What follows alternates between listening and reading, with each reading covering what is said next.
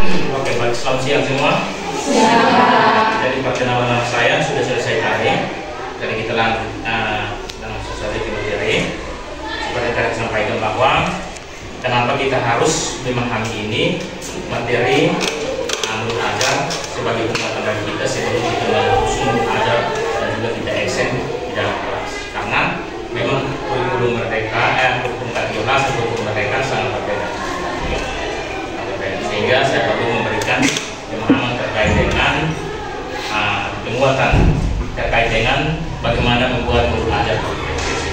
Ada membuat mulut ajar biasa dan juga bisa membuat mulut ajar berdiferensiasi. Nah, mulut ajar berdiferensiasi ini adalah suatu modul yang dirancang sesuai dengan hasil pemetaan. Setiap sesuai dengan hasil pemetaan yang kita sudah tes, istilah tes diagnostik dan non diagnostik. Atau tes non diagnostik ini kita cari tahu tentang latar belakang kebutuhan siswa, dan yang kedua kita cari tahu tentang minat siswa, dan yang ketiga kita cari tahu tentang tingkat kesiapan siswa.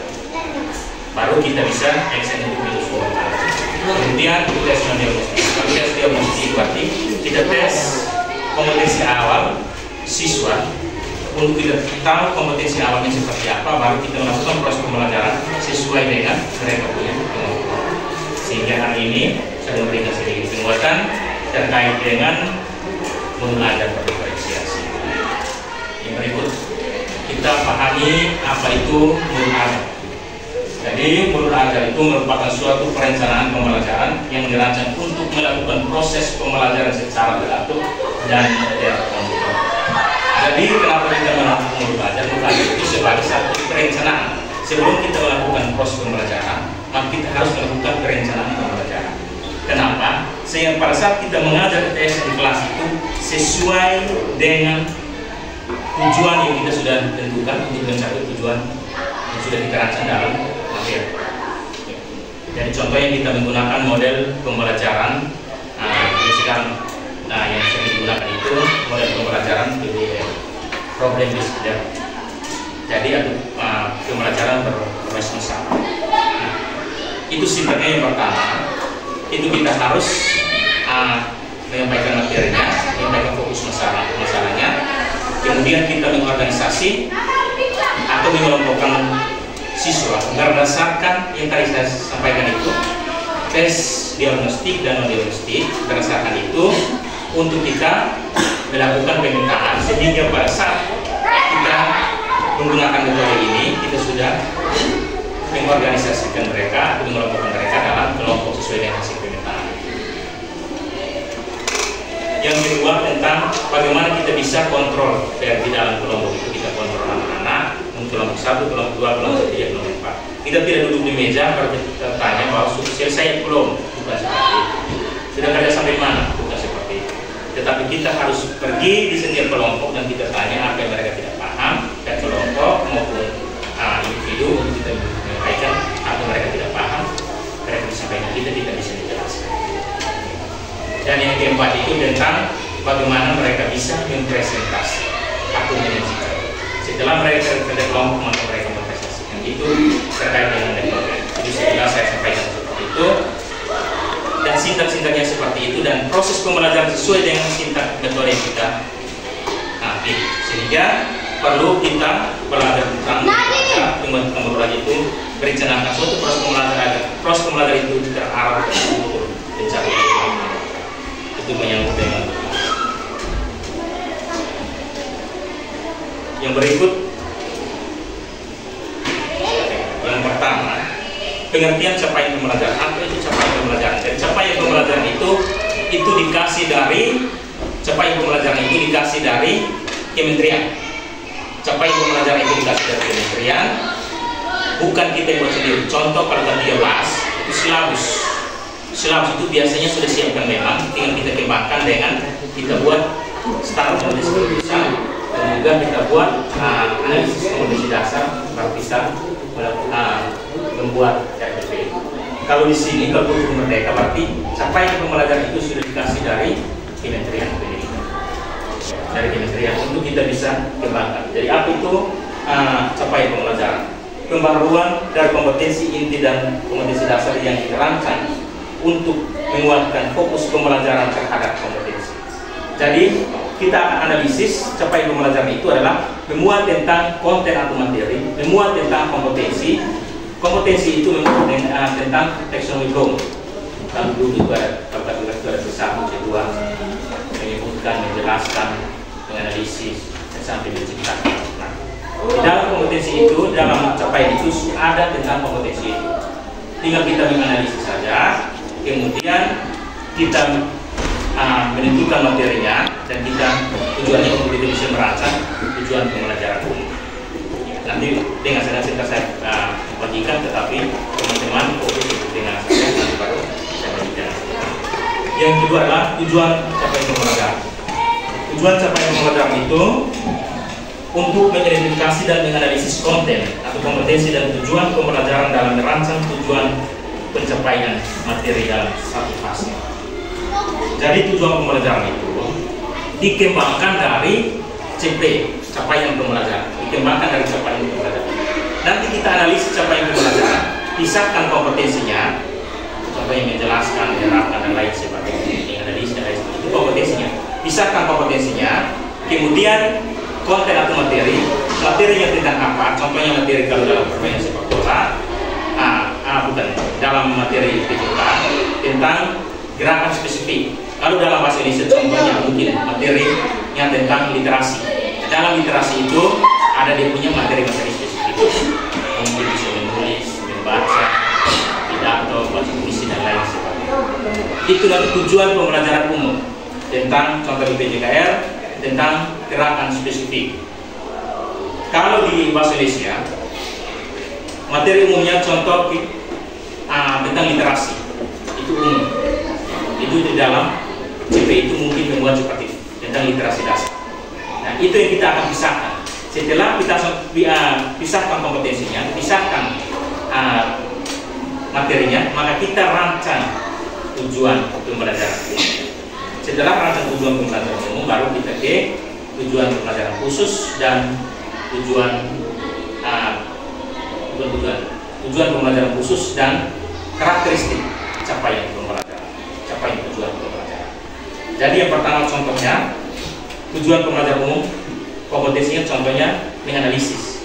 Tujuan kompetensi umum literasi, peserta didik mampu menganalisis literasi dasar. Itu kompetensi tujuan pembelajaran umumnya. Kalau tujuan pembelajaran khusus, setelah kita tahu bahwa literasi dasar itu ada di kelas mana, di kelas mana. Contohnya, literasi dasarnya ada di contoh di SMP kelas 1 atau ada di SMA kelas 1. Itu literasi dasarnya di situ. Maka literasi dasarnya adalah membaca dan menulis. Maka kita bawa ke spesifiknya untuk masukkan ke dalam modul ajar itu peserta didik mampu membaca atau menulis atau menghitung dalam proses pembelajaran. Itu khususnya. Kriterianya kita rumuskan kriterianya adalah tulisan yang lebih bagus, peserta didik mampu menulisnya bagus, huruf bagus, itu kriteria. Kalau dalam PJK kriterianya contohnya dia menendang bola, kriterianya adalah yang pertama sikap tubuh yang benar, ketepatan gerakan, dan juga kekuatan atau poin. Nah, mungkin dalam bahasa Indonesia, contoh dia membaca, kriteria membaca untuk dia bisa mencapai ini itu apa? Itu namanya kriteria. Bisa paham kok? Ya. Itu tujuan pembelajaran. Yang berikut adalah alur tujuan pembelajaran. Dari alur tujuan pembelajaran itu yang dulu disebut juga silabus. Alur tujuan bukan SKL, Standar Kompetensi Lulusan. Ya, SKL dulu SKL. Jadi alur tujuan pembelajaran ini nanti dari capaian pembelajaran, rumuskan tujuan pembelajaran, baru datang ke ATP, alur tujuan pembelajaran. Di alur itu berarti itu ada tujuan umum, kemudian kompetensinya seperti apa, ini sudah rancang, alokasi waktunya, profil pelajar Pancasilanya. Paham profil pelajar Pancasila tidak? Profil pelajar Pancasila itu yang pertama kritik, kreatif, kebinekaan, gotong royong, dan beriman atau bertakwa kepada Tuhan Yang Maha Esa. Itu profil itu nanti di dalam rancangan ini sudah ada di dalam ATP. Ini terkait dengan pertama capaian pembelajaran, tujuan pembelajaran dan alur tujuan pembelajaran. Baru yang keempat itu terkait dengan tujuan khusus dan kriteria tercapai tujuan khusus. Yang berikut pemahaman perbuatan modul ajar. Yang pertama itu tadi sudah jelaskan capaian pembelajaran, sudah jelaskan tadi. Yang kedua, alur tujuan pembelajaran. Dan yang ketiga adalah tujuan khusus dan KTP atau kriteria tercapai tujuan. Dan yang terakhir adalah modul ajar. Dan ada setelah modul ajar baru kita menyusun asesmen. Asesmen penilaian. Kalau di modul ARP itu ada lampiran itu terkait dengan langkah-langkah dalam membuat modul ajar. Yang pertama CP-nya, ATP-nya. ATP itu sudah ada dalam tujuannya. Tujuan umum sudah ada. Kemudian tujuan khususnya dan modul ajar. Langsung saya kasih ini. Yang berikut 3 komponen modul ajar berdiferensiasi. Yang pertama konten atau materi. Jadi kita membuat modul ajar disebut berdiferensiasi karena terdiri dari 3 komponen. Konten atau materi yang nanti setelah dalam kegiatan kegiatan inti itu kita menyampaikan materinya, mungkin melalui penjelasan atau mungkin dari tayangan atau mungkin dari YouTube kalau ada bisa itu itu materi. Yang berikut tentang proses penerapan, proses itu yang tadi saya bilang singkat itu modal pembelajaran itu prosesnya. Setelah proses maka hasil atau produk. Jadi setiap proses pembelajaran harus ada hasilnya atau produknya. Contoh, saya biasanya menghasilkan produk dari video pembelajaran. Setelah saya habis mengajar, maka saya kasih tugas di peserta didik bagaimana mereka bisa membuat gerakan, contoh gerakan passing bola habis. Mereka passing, mereka video sendiri, mereka edit sendiri, kemudian mereka buat di YouTube dan kirim ke saya.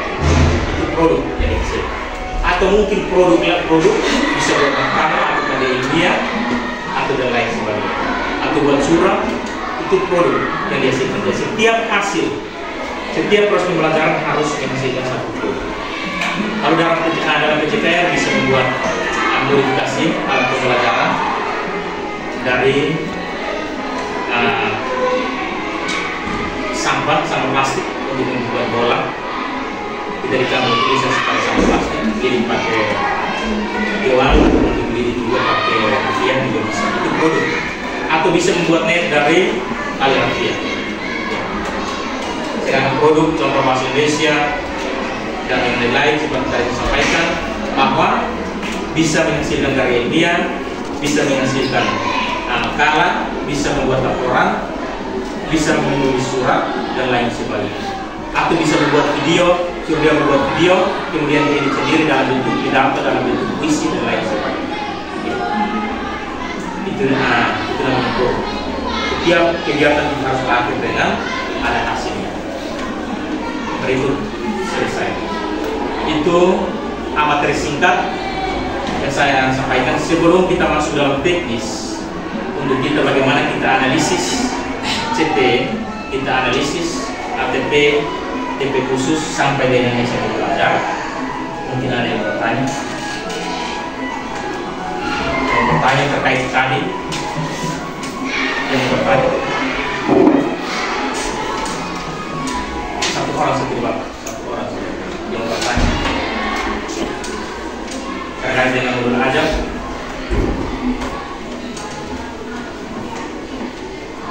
Oke, kalau tidak ada, nanti kita lanjut ke teknisnya, bagaimana kita bisa analisis sampaikan pembelajaran bagaimana kita bisa analisis ATP dan DP khusus dan sampai extending modul ajar dan asesor. Ya. Dan saya memberikan pemahamannya, langkah-langkahnya, dan ingat dalam membuat modul ajar itu, di dalam capaian pembelajaran itu namanya elemen. Elemen itu adalah kalau di K13 itu adalah indikatornya. Dari dalam itu ada elemen. Di dalam elemen itu, kalau dalam PJK itu ada 4 elemen. Yang pertama, keterampilan gerakan. Yang kedua, belajar melalui gerakan. Nilai-nilai keterampilan di dalam gerakan-gerakan itu, dan juga bagaimana bisa menunjukkan pekerjaan gotong royong atau kolaborasi di dalam proses pembelajaran. Jadi ada 4 elemen yang ada dalam PJKR. Kalau bahasa Indonesia mungkin literasi dasarnya beda, ya literasi dasarnya, dan mungkin setelah itu ada bagi lagi. Kalau mungkin ada yang sudah Google di situ mungkin sudah ini tentang CP khususnya setiap pembelajaran. Ya, itu ada bagi lagi, tinggal bisa dianalisis saja. Analisis sesuai dengan mata pelajaran masing-masing. Di sini saya akan bagikan CP, tapi itu sekitar ribuan. Jadi itu kecuali kita ambil sebelum 1 hari sebelum, kalau kita accept. Ya. Jadi di sini saya jelaskan saja sesuai dengan yang saya sudah buat terkait dengan mata pelajaran PJAS. Nanti setelah itu dia punya alur, dia punya sistematika, dia punya komponen-komponen itu semua sama. Hanya tinggal ganti materi untuk bisa mengerjakan. Ya. Jadi ada yang mau bertanya terkait dengan materi tadi? Ya. Kalau tidak ada kita lanjut saja.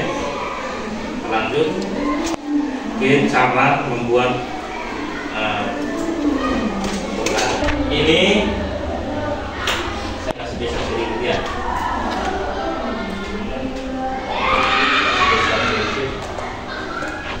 Apa ada yang bertanya?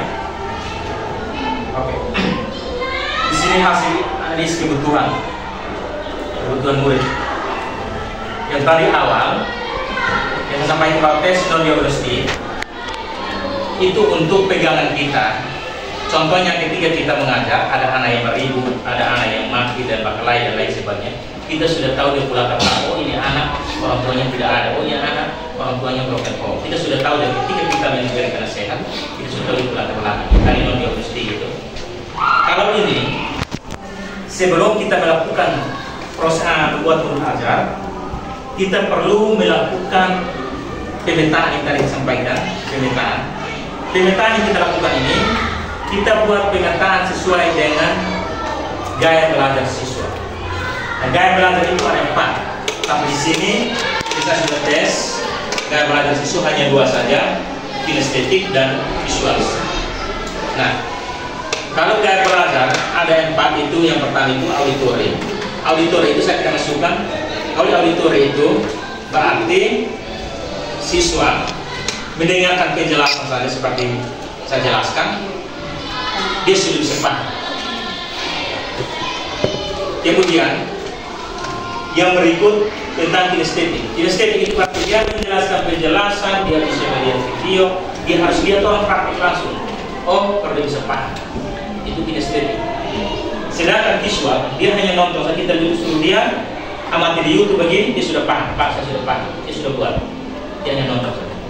Itu visual. Ada 3 ya. Dan juga ada anak yang bisa auditori dan kinestetik. Dia bisa mau mendengar dan juga dia bisa harus dia contoh. Ya. Dan juga dia bisa lihat baca ulang-ulang dalam buku kalau dia bisa paham. Bisa 2. Dan juga ada yang bisa auditori dan juga bisa visual. Dia bisa dia mau mendengar, dia menonton sambil harus dengar. Ada suaranya baru dia bisa dengar.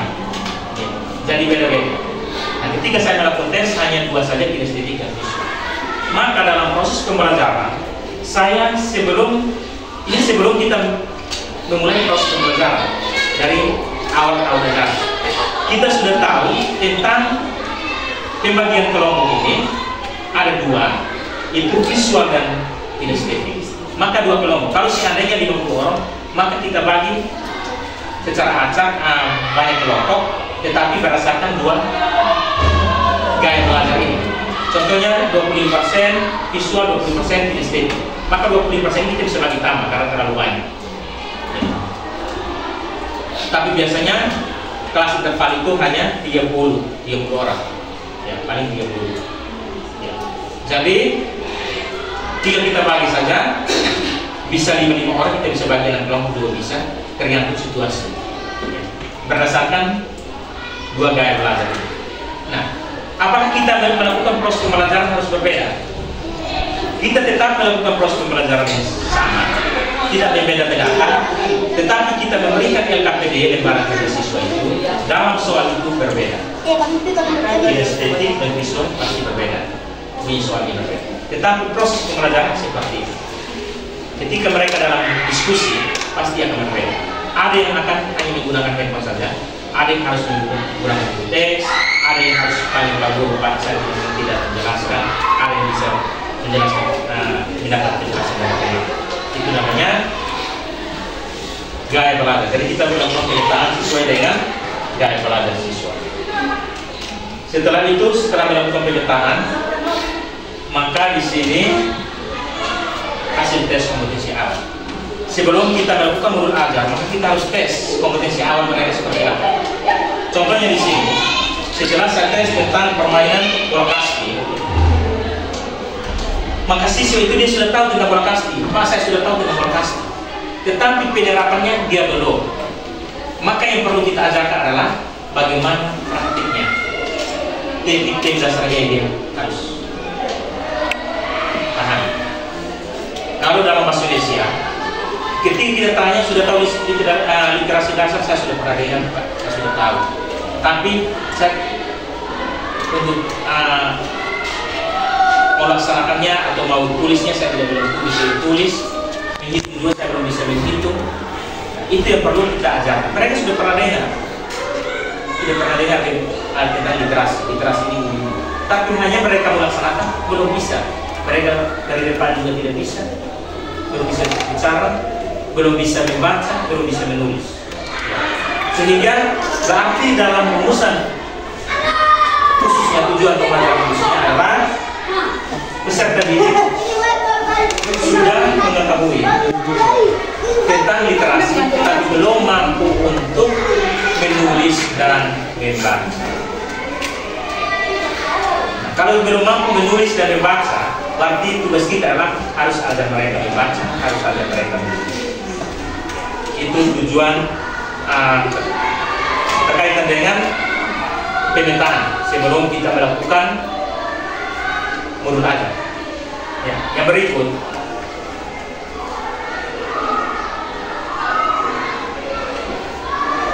nanti kalau melakukan apa namanya seperti tadi, melakukan pemetaan itu bisa kita langsung, kalau visual kita langsung tampilkan video saja. Kalau tidak bisa menganalisis video, berarti dia masuk dalam gaya belajar yang lain. Ya. Atau kita menjelaskan dan ada yang tidak bisa, berarti dia masuk di gaya belajar. Atau juga bisa membuat memang pertanyaan-pertanyaan kemudian masuk di Google Form dengan mereka pilih saja. Mereka tinggal jawab saja. Dari hasil itu kamu bisa tahu, oh ternyata ini anak di bagian ini, bagian ini. Kalau seandainya di Google Form itu ada anak yang tulis tidak bisa membaca dua huruf di dalam suruh mereka ketik, mungkin mengerjakan isian, tidak bisa huruf, oh dia bisa masuk di ukuran khusus atau membaca kurang dia bisa masuk di lain. Ya, itu terkait dengan tadi. Nah kalau di sini tentang hasil analis tadi terkait dengan tes non diagnostik. Tes non diagnostik ini seperti ini, 95% anak-anak berasal dari kampung dan lain sebagainya. Itu tes hasil. Pertanyaan seperti apa ini pertanyaannya?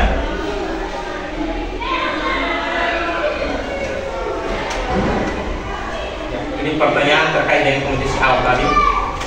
Apa yang Anda ketahui tentang permainan sepak bola dan seterusnya. Sedangkan untuk asesmen pertanyaan non diagnostik, hasil wawancara seperti kita masuk kuliah. Ya, nama, umur, alamat, tinggal dengan siapa, apa pekerjaan orang tua dan lain sebagainya. Itu menyangkut dengan tes diagnostik dan non diagnostik. Setelah mendapat itu, maka kita masuk ke analisis CP dan ADP. Informasinya kita terbagi.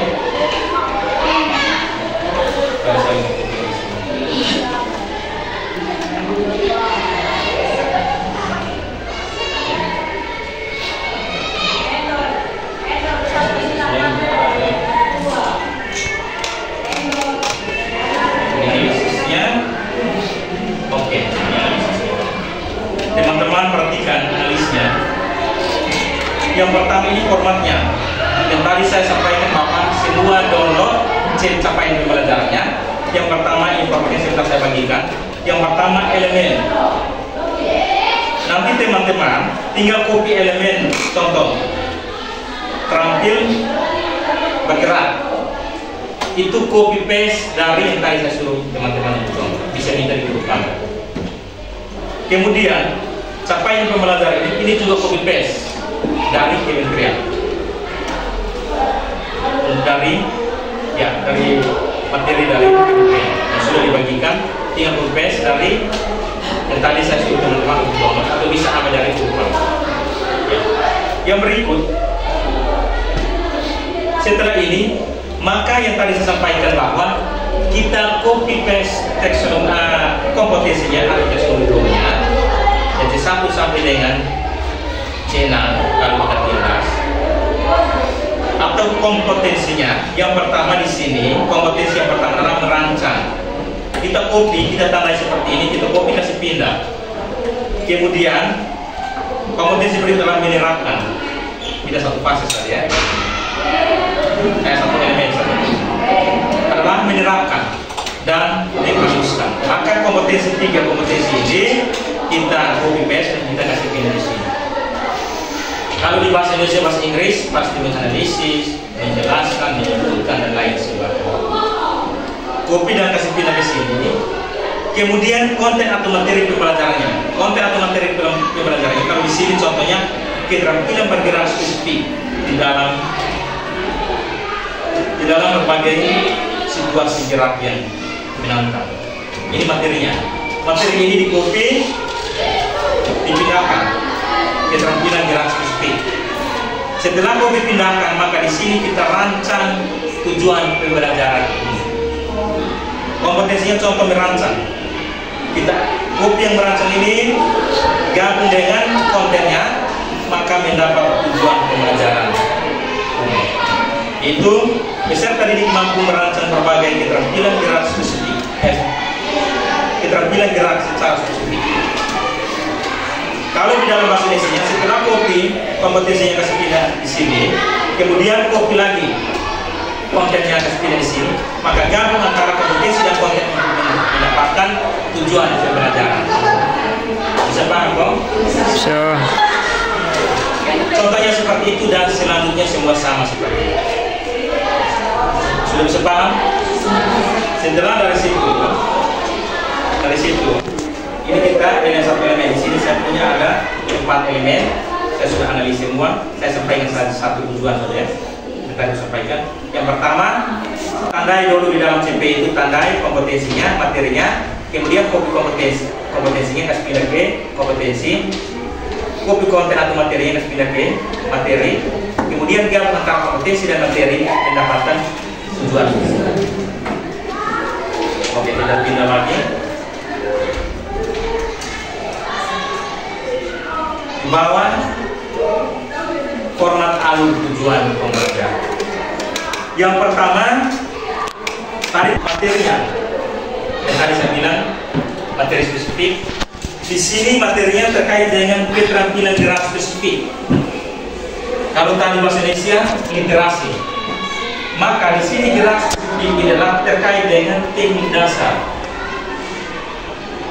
Karena yang mulai kecil, mulai besar, dan atletik, jelas spesifik. Kalau bahasa Indonesia, maka di sini tinggal yang menentukan kalau literasi dasar, maka membaca, menulis, menghitung di sini. Setelah di sini, maka kita menentukan semesternya dan fase kelas. Kalau SD A sampai C, kelas A untuk SMP kelas 1 sampai kelas 3 yaitu fase D. Kalau SMA kelas 1 fase E dan kelas 2 kelas 3 fase E. Nah, di sini kita analisis materinya yang tadi materi spesifik ini bukan untuk satu kali pertemuan, untuk satu fase selama semester 1 dan semester 2. Bahkan ada materi kelas 1, kelas 2, dan 3 ada di sini. Ya, semua ada di situ. Dan tinggal saja, yang tadi disampaikan di sini, kita tinggal analisis saja bahwa materi spesifik ini termasuk dalam materi apa yang di dalam kita ajarkan. Yang pertama, yang menengan, passing bola, dan lain sebagainya. Nanti teman-teman juga tinggal saja. Kalau contoh saya biasanya contoh di bahasa Indonesia saya, bahasa Indonesia dengan kayak.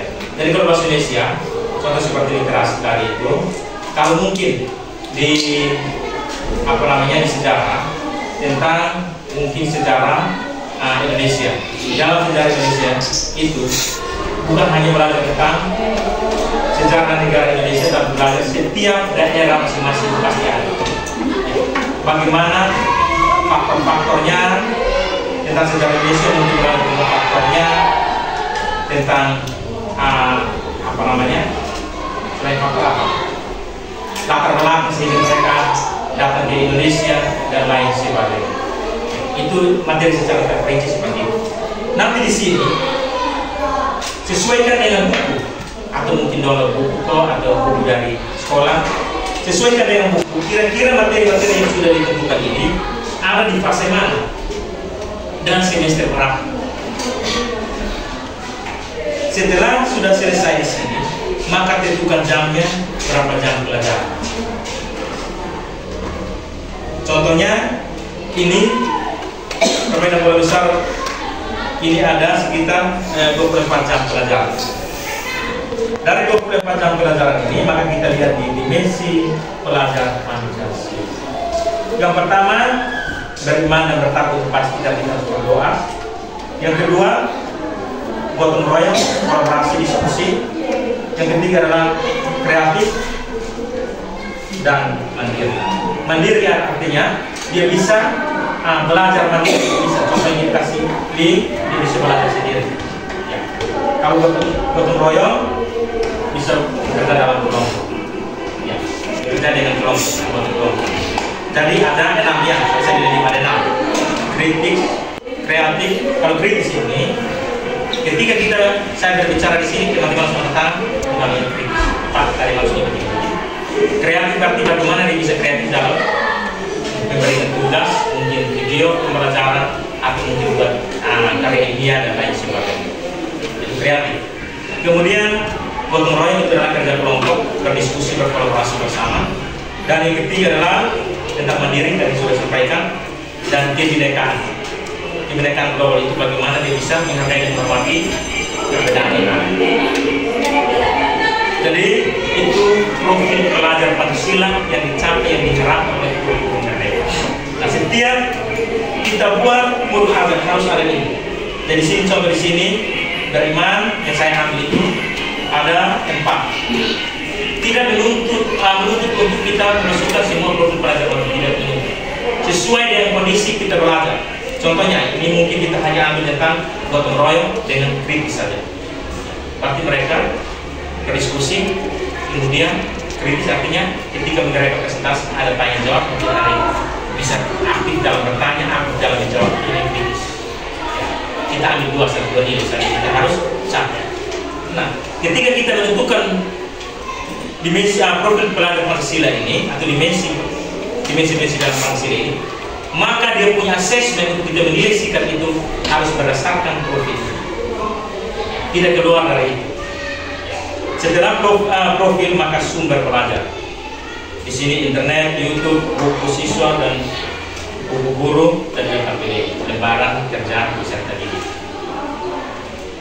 Sekarang ini assessment. Assessment formatif dan sumatif. Formatif itu proses, sumatif itu adalah akhir. Jadi kalau tidak 13 ada ulang harian itu diganti dengan sumatif, ada mid diganti dengan sumatif, ujian semester diganti dengan sumatif. Proses itu setiap hari kita melakukan penilaian terhadap siswa. Cepat atau? Sampai sini ada yang bertanya? Ada yang bertanya terkait dengan CP, ATP? Kalau tidak ada, kita lanjut lagi. Bisa paham ATP kok? Saya bagikan ini nanti. Kemudian kita masuk di pertama itu tentang teknik menendang bola. Maka tujuan pembelajaran khusus ini adalah peserta didik mampu mengerti, menjelaskan dan melakukan teknik dasar menendang bola kaki dengan baik. Nah, kenapa saya tambahkan menjelaskan, mengerti dan menjelaskan? Untuk kita bisa mengantar mereka untuk bisa tahu tentang menendang bola, maka pertama itu kita suruh mereka mengerti. Habis itu jelaskan sedikit baru mereka excited untuk bisa praktik. Jadi contohnya dia menganalisis. Tapi dalam tujuan pembelajaran khusus, teman-teman bisa merancang sebelum dia bisa menganalisis apa yang teman-teman harus ambil mereka untuk bisa mampu menganalisis atau memahami. Sebelum mereka memahami, caranya bagaimana sehingga dia bisa ambil mereka untuk bisa memahami teks atau materi yang teman-teman. Itu terkait dengan tujuan pembelajaran khusus. Kriteria kita capai tujuan pembelajaran khusus. Bukan ini kriteria ya? Ya, kriteria kita capai tujuan pembelajaran khusus. Kalau di sini melakukan gerakan menendang bola dengan kekuatan power, kecepatan gerakan dan sikap tubuh yang benar saat menendang bola. Itu kriterianya. Tujuan yang kita capai dari materi banyak-banyak yang kita ajarkan hanya capai bagaimana dia bisa menendang bola dengan tepat, dengan memiliki kekuatan dan juga sikap tubuh yang benar. Contohnya dalam literasi, berarti bagaimana kita menjadi siswa ketika dia menulis, berarti kita harus menilai tulisannya jangan kotor, itu kriterianya. Jangan kotor, jangan ada huruf besar dan huruf kecil, itu kriterianya. Yang kita menilai untuk kita bisa menilai. Dan tadi literasi dasar dan teman-teman yang lain. Jadi mungkin lebih spesifiknya akan ada teman-teman untuk materinya spesifiknya dengan setiap grupan. Kemudian ini yang terkait dengan merancang tujuan pembelajaran khusus dan kriteria kita capaian tujuan pembelajaran. Ini foto analisnya sudah saya bagi. Di sini ada yang bertanya. Ada yang bertanya dari CP-nya, ATP-nya, KTP-nya, kemudian datang di yang tadi awal pertama. Ada yang bertanya, silahkan teman-teman.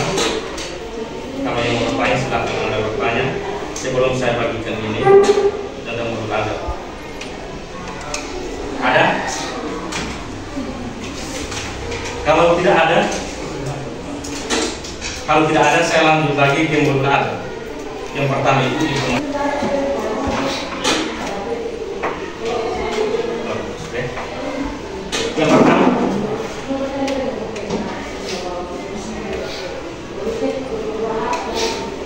Yang pertama, informasi umum atau pelajaran fase atau semester, materi pokok dan alokasi waktu. Mungkin di bagian atas juga bisa tambahkan satuan pendidikan. Itu informasi umum. Dan saya bagi ini dengan saya bagi. Yang kedua itu tentang kompetensi awal. Kompetensi awal yang tadi saya sampaikan itu yang kita sudah tes dari awal itu kita copy paste dan masukkan ke sini. Tadi kompetensi awal itu kita copy dari situ dan kita masukkan di sini. Kemudian yang berikut yang tadi profil pelajar Pancasila yang ada di ATP kita copy paste dan kita masukkan ke sini. Yang ketiga sarana dan prasarana. Sarana prasarana sesuai dengan kebutuhan proses pembelajaran. Apa-apa yang dibutuhkan tinggal tulis saja di sini. Kalau di sini saya punya peluit sirkuit, balap star, internet, HP, YouTube, kertas dan lain sebagainya. Ya. Kemudian target peserta didik. Target peserta didik ini yang tadi saya sampaikan, tes non diagnostik tadi, ternyata ada siswa yang contohnya dia tidak bisa baca huruf, kita dia tidak nyambung, berarti psikologinya terjadi. Berarti dia masuk dalam siswa yang berkebutuhan khusus. Tapi setelah saya melakukan tes diagnostik tadi, ternyata peserta didik reguler, sasarannya peserta didik reguler, dan setelah melakukan tes diagnostik dan non diagnostik, peserta didik ternyata tidak ada siswa yang berkebutuhan khusus. Itu terkait dengan target peserta didik. Tetapi kalau ketika kita tes non diagnostik, ada siswa yang berkebutuhan khusus, maka kita akan jelaskan di sini. Kita jelaskan di sini. Setelah itu model pembelajaran.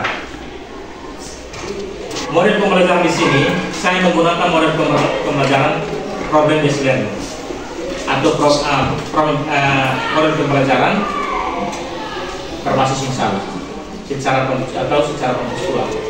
Jadi pendekatan ini saya menggunakan pendekatan problem kompetensi sosial emosional. Nah, kalau ini akan belajar yang tinggi, ya tidak perlu menggunakan pendekatan ini, atau teman-teman menggunakan ini. Contohnya kompetensi sosial emosional, contohnya ketika kita mengajar, tiba-tiba siswa beribut sini beribut sana, tinggal disuruh bilang semua stop, tangan di atas meja, simpan tangan di atas meja, kemudian pandang di sini, coba tutup mata sejenak, atau pandang di sini, coba tarik nafas, lepas sampai 3 kali. Tujuannya apa? Mengendalikan kembali situasi dalam proses pembelajaran yang kacau, memberikan konsentrasi kepada anak-anak untuk bisa lebih konsentrasi. Contohnya kita di rumah, kalau kita pas marah, pas sudah coba kita duduk tenang, kemudian tarik nafas, lepas, tarik nafas, lepas, maka kita akan kembalikan emosi ini. Nah, tujuan daripada pendekatan ini saya gunakan dan melalui metode diskusi. Jadi model pembelajaran saya gunakan problem-based learning dan pendekatannya kompetensi sosial emosional dengan metode diskusi. Oke. Yang berikut tujuan pembelajaran. Tadi tujuan pembelajaran khusus itu saya copy paste dan saya masukkan di sini.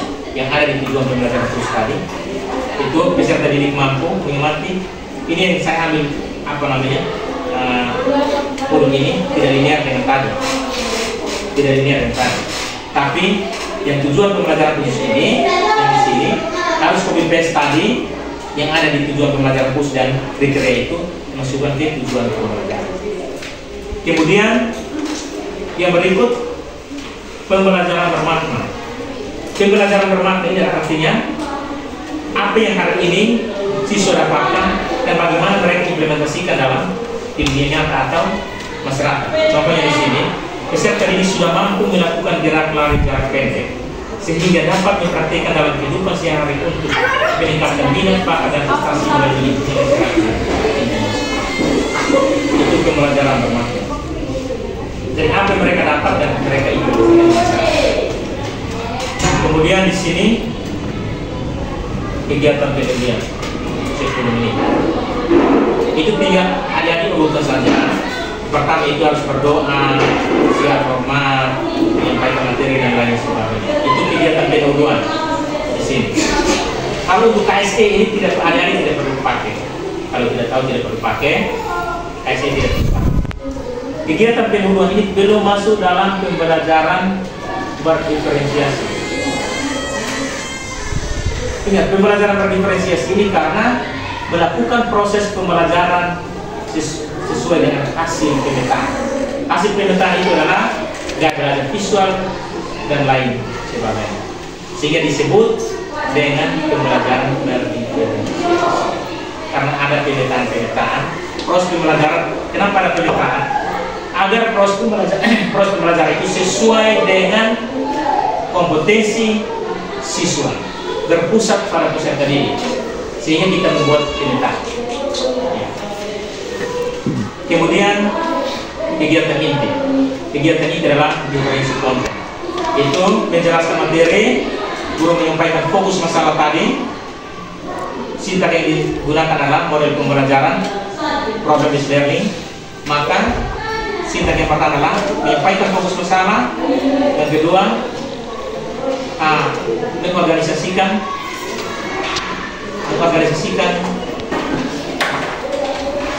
itu yang pertama itu menyampaikan fokus masalah. Sintak yang pertama fokus masalah. Di sini sudah tertera, sudah ada fokus masalah. Fokus masalah itu contohnya begini. Bisa kita memberikan video kepada anak-anak, mereka mengamati, contohnya kasus bullying, isu-isu masalah yang sekarang tren kita lihat di masyarakat. Kita memberikan fokus masalahnya, atau contoh dalam PJKR, maka mereka mengamati satu pertandingan, kemudian mereka menentukan masalah-masalah atau pelanggaran-pelanggaran yang ada dalam pertandingan. Atau sebaliknya mungkin melalui literasi, mungkin masalah-masalah yang tren bahasa Indonesia punya apa, itu yang diberikan untuk siswa bisa mengamati, kemudian siswa bisa menentukan pokok persoalan untuk bisa mereka diskusi. Ya. Fokus masalah kita sampaikan, kemudian dan bukan metode ini yang harus digunakan, tergantung teman-teman mau pakai metode apa. Kemudian guru membagi siswa menjadi 2 kelompok. Yang tadi pemetaan awal kita membagi dalam sesuai dengan kelompok. Yang ketiga setelah itu, guru memberi kesempatan untuk siswa mengamati video pembelajaran. Setelah itu menyajikan, maka guru memberikan kesempatan untuk siswa mempresentasikan di dalam kelompok maupun antar kelompok. Itu menyajikan. Setelah itu, setelah mulai proses mata produk. Produk di sini adalah guru meminta siswa untuk merekam hasil praktik dalam bentuk gerak lari jarak pendek, kemudian membuat dalam bentuk video pembelajaran sesuai dengan kemampuannya dalam mengedit video. Jadi kita suruh dia edit video sesuai dengan dia punya kemampuan, jangan paksa mereka. Itu terkait dengan modul A. Asesmennya untuk penutupnya saya tidak ulang, nanti saya bagikan. Asesmennya yang pertama adalah tentang asesmen yang digunakan ini di sini adalah sikap dan praktik. Kalau dalam PJKR, ya, sikap dan praktik. Tujuan pembelajaran, kriterianya seperti apa, dan asesmennya seperti apa. Kemudian di sini dimensi occupy sikap. Yang tadi saya bilang dimensi program pelajaran ini semua tertera di sini. Menyumbangkan tanggung jawab sosialnya, itu keimanan dan bertakwa kepada Tuhan yang Yesus. Kemudian aktif dalam berdiskusi, itu kritis. Aktif bertanya dalam kelompok. Kemudian ya aktif menjawab, aktif mengambil keputusan. Kritis, kreatif, ada di dalam. Nanti saya sudah jelaskan. Ya. Itu menyangkut dengan dimensi profil pelajar Pancasila. Jadi yang kita tentukan dimensi di atas harus sesuai dengan apa yang kita aksen pada asesmen. Kemudian berikut dimensi praktik atau penilaian praktik. Bisa ini diganti dengan penilaian teori atau penilaian tertulis atau penilaian lisan, bisa diganti. Ya. Kemudian di sini unsur yang dianalisis dari awal berkembang, layak, cakap sampai dengan mana. Ini saya kasih saja, tapi yang tadi intinya di atas. Ini kan harus jadi lama kalau prosesnya tidak sedikit. Jadi saya hanya perkenalkan saja. Di sini LKPD harus melanjutkan materinya di sini. Kemudian ini LKPD lanjutannya, nama kelompoknya, kelas, aspek yang dipraktekkan. Kalau di mungkin teman-teman aspek yang di penilaian lisan atau bukan penilaian tertulis yang di dalam kelompok mereka diskusi itu soalnya di sini. Kayak soal di sini mereka jawab di sini. Kita menjawab. Ya, kemudian rencana remedial, penyayangan, kemudian refleksi. Setiap proses pembelajaran harus berakhir dengan refleksi. Kenapa harus ada refleksi? Untuk kita bisa mengukur siswa punya kemampuan pemahaman sampai di mana. Ya. Contoh di sini, bagaimana perasaannya hari ini dalam pembelajaran atletik? Kita harus tanya siswa bahagia atau tidak. Karena proses kurikulum merdeka, yang penting siswa mendapat kebahagiaan dan kesenangan. Tidak ada lain. Harus mendapat kebahagiaan dan kesenangan. Dan ini terkait dengan kita tanya terkait dengan materi, pemahaman materi, dan supaya siswa kita bisa tahu tentang pemahaman siswa terkait dengan materi yang kita kasih. Oke, selesai. Ada yang bertanya? Ada yang bertanya? Yang mau bertanya? Kalau ada yang bertanya, silahkan angkat tangan. Tanyakan. Ini tadi saya jelaskan juga karena memang waktu kita dibatasi dan singkat. Tapi saya mau sampaikan bahwa materi ini sangat penting yang harus saya sampaikan, karena besok teman-teman akan dengan gelombang kebiasaan